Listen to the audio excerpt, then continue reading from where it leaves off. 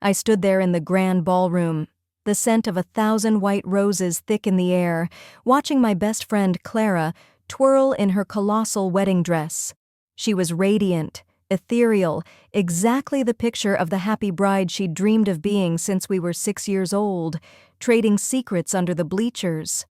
For 25 years, Clara and I had been an inseparable unit, two halves of the same chaotic, beautiful whole. I knew her deepest fears, her silliest superstitions, and every single detail of her dream wedding. She was my sister in every way that mattered, and now, in a few short hours, she would walk down an aisle toward a man named Mark, a man I had tried desperately, silently, to trust. I was the maid of honor, my duties meticulously executed, my speech memorized, my smile glued firmly in place. But beneath the silk and the champagne, my heart was a lead weight in my chest, a cold, heavy lump of dread. Because I knew a secret, a terrible, life-altering secret that threatened to shatter this perfect glass palace into a million devastating shards. Mark, the charming, silver-tongued fiancé, the man who looked so good in a tuxedo, was a liar. He was a cheat. And he was planning to marry my best friend while maintaining an active, ongoing affair. I had found the evidence 3 weeks ago. It wasn't through snooping. It was a fluke, a cruel twist of digital fate. Clara had asked me to set up a new tablet for their honeymoon travel, and when I transferred some contact photos, a file backup from Mark's cloud mistakenly synchronized to the device. The file was labeled innocently enough, venue pics. But inside, mixed with photos of the reception hall, were texts. Hundreds of texts. Texts exchanged with a woman whose name wasn't Clara. Texts filled with sickening pet names, late-night excuses, and promises of a future that clearly excluded the woman whose ring he was wearing. The dates weren't old, they were current. One message, sent just 3 days ago, read, "Just get through the wedding, babe. It's only paperwork for the investment. Then we can actually live." The blood left my face. I felt like I had stumbled into a freezing river. The betrayal wasn't just Mark's. It felt like a cosmic betrayal of Clara's goodness, of our 25 years of shared dreaming. I sat there in stunned silence, the air thick and choking, reading those hateful, casual words that dismissed my best friend's life as mere paperwork. My first instinct, my immediate panicked impulse, was to tell Clara right then, to save her from the altar, to pull her out of this disaster before it began. But I hesitated. You see, Mark wasn't just a charmer, he was masterful. He was controlling, subtle, and paranoid. Over the last year, he had slowly, almost imperceptibly, isolated Clara from anyone who questioned him. He'd convinced her my concerns were just maid of honor jitters, that I was secretly jealous of her happiness, maybe even that I was in love with him myself. The sheer cruelty of the tactic had worked. If I simply marched in and screamed about texts, Mark would deny it, he would spin it, and Clara, already stressed and deeply in love, would believe him. She would cut me out. I would lose her forever, and she would still walk into a disaster, only now she'd do it alone. Number. I couldn't just tell her, I had to show her. I needed proof that was undeniable, publicly verified, and delivered at a moment that would prevent her from being legally bound to this monster. The wedding preparations, which had been a joy, became a torture chamber. Every smile I gave Mark felt like a lie. Every toast I offered felt like a poison. I watched Clara, so hopeful, so beautiful, planning their seating arrangements, and all I could see was the paperwork he was promising to file to leave her. I began my campaign of quiet, cold-blooded revenge. I still wore the smile. I still organized the bachelorette party, but my focus had shifted entirely. I didn't just back up the text messages. I took high-resolution screenshots, time-stamped and categorized. I didn't delete the file from the tablet. I encrypted it and moved it to a separate, cloud-based vault, making it look like a corrupted file. I found the other woman's social media accounts, finding pictures that placed her geographically near Mark, on dates he had told Clara he was traveling for business. I created a digital timeline, a cold, unassailable piece of evidence that proved malicious intent and ongoing betrayal. The question wasn't if I would tell her. It was when. Telling her now, 3 weeks out, risked a cancellation that would devastate her financially, emotionally, and publicly, yet still allow Mark to maintain plausible deniability, spinning the story as a simple argument or a misunderstanding. She deserved more than a quiet, painful cancellation. She deserved the truth, loud and clear, and she deserved to know who her real friends were. I knew the answer lay in the ceremony itself. The moment the vows were exchanged, they would be legally bound. The point of no return. I had to intervene just before that, but after everyone was watching. The rehearsal dinner arrived and the tension nearly suffocated me.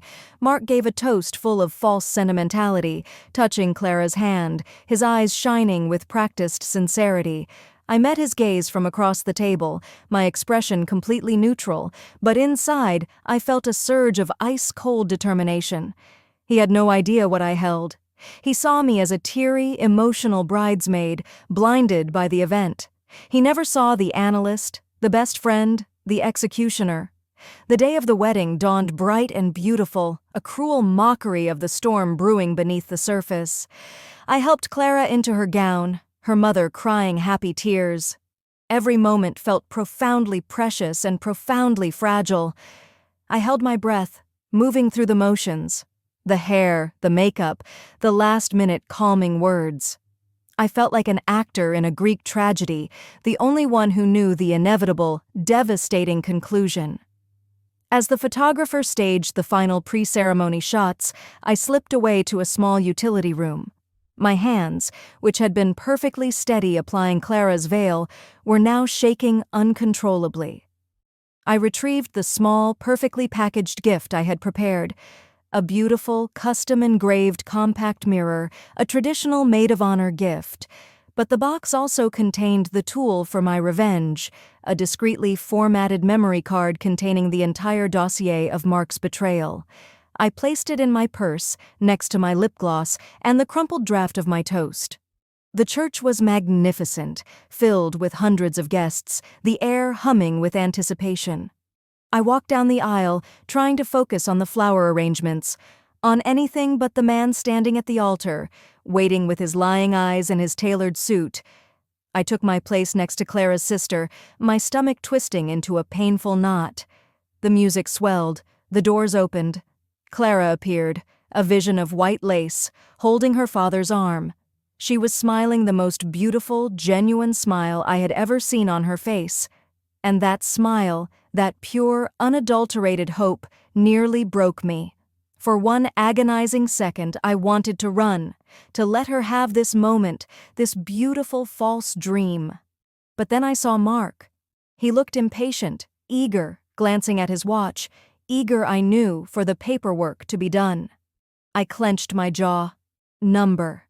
She deserved the truth, and he deserved the full, crushing weight of public justice. As Clara reached the altar, her father kissed her cheek and placed her hand in Mark's. The officiant began his invocation, his voice echoing gently through the cavernous church. The moment was upon me. I reached into my small, delicate purse. I retrieved the compact mirror and the hidden memory card. My hands worked quickly, almost instinctively. I looked down the aisle, toward the sanctuary, toward the back pew where I knew the church sound engineer was seated, overseeing the microphones and the video feed for the back monitors. He was a young intern, focused entirely on his console. I caught the eye of Clara's brother, who was seated in the front row, a man I knew to be loyal and deeply skeptical of Mark. I gave him a tiny, imperceptible nod, my eyes darting toward the sound booth. He saw the intensity, the desperation in my eyes, and his brow furrowed with confusion, but he understood the urgency. I quickly walked over to the sound booth, my silk dress barely making a sound on the marble floor. I leaned over to the intern, my voice a fierce, low whisper. Emergency. The Maid of Honor speech video file needs to be tested right now. It has a formatting error. Put this card in the loop. Use the main screen. Before he could question me, I slid the memory card into his hand. He was startled, but in the chaos of a live ceremony, the Maid of Honor delivering an urgent technical command is often obeyed without question. I backed away and quickly returned to my spot next to the altar. The officiant had just reached the key line. If anyone present knows of any reason that this couple should not be joined in holy matrimony, speak now or forever hold your peace. A heavy, absolute silence fell over the church. This was it, the point of no return. Instead of speaking, I simply nodded at Clara's brother, who, understanding the stakes, now stood up slowly and pointed firmly at the sound booth. The intern, confused, had done as I asked. He plugged in the memory card. The content immediately bypassed the planned video loop. Instead of the planned wedding montage, the two large screens flanking the altar, which were supposed to show close-ups of the couple, suddenly flared to life. The screens displayed the first text message, large, stark white text on a black background. Mark to other woman. Just get through the wedding, babe. It's only paperwork for the investment. Then we can actually live. The sound engineer, horrified, frantically fumbled for the control, but the system had seized. The images kept coming. A relentless digital slideshow of screenshots, text after text, dates, times, pet names, justifications for leaving Clara. Photos of Mark holding hands with the other woman in exotic locations he claimed to Clara he visited alone for business travel. The irrefutable, ugly truth was projected in massive, blazing resolution for 300 stunned guests. A collective gasp went up from the church. The sound was a terrible, unified wave of shock.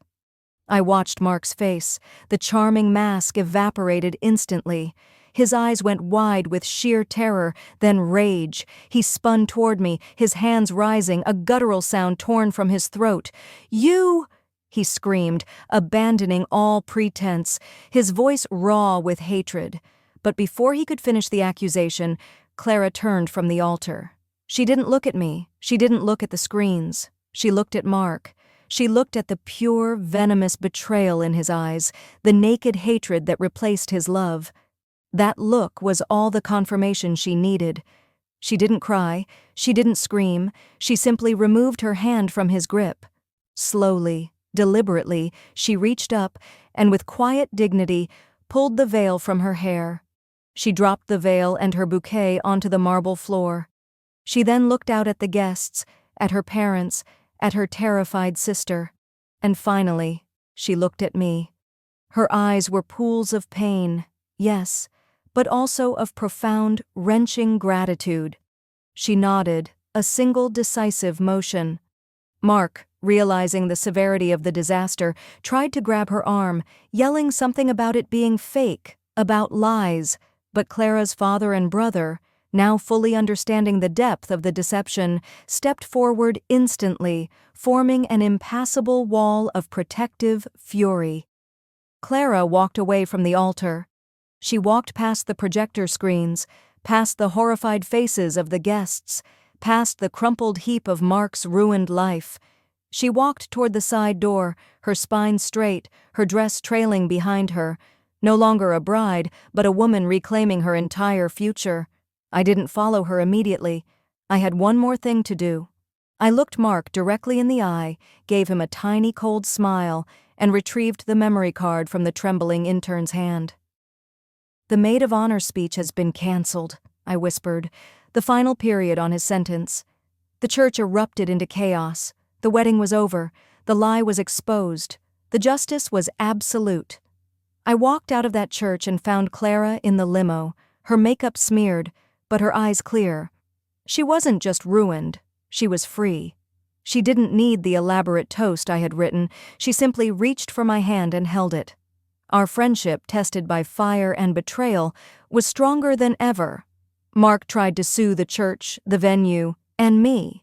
But the evidence, my meticulously prepared digital ledger of lies, was irrefutable. The scandal was too great, the humiliation too final. His professional life and his personal reputation were permanently stained. He lost everything because he fundamentally misunderstood the depth of a woman's friendship, the simple demand for honesty, and the cold, unyielding power of the truth delivered at the perfect, most devastating moment.